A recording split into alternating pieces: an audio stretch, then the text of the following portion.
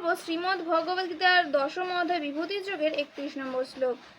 পবন পবতাম অস্মি রাম শস্ত্রভীতাম অহম ঝসেনং মকরশ্চ অস্মি স্রোতসামস্মি জাহ্নবী।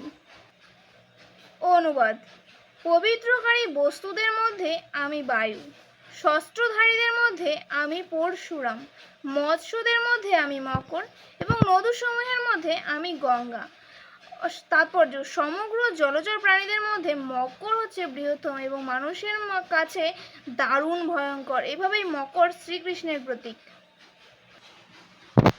এই শ্লোকটি ছিল খুবই ছোট্ট একটি শ্লোক। এই শ্লোকে বিশেষ করে বোঝানোর মতন কিছু নয়, সবই স্পষ্টভাবে বলা ছিল।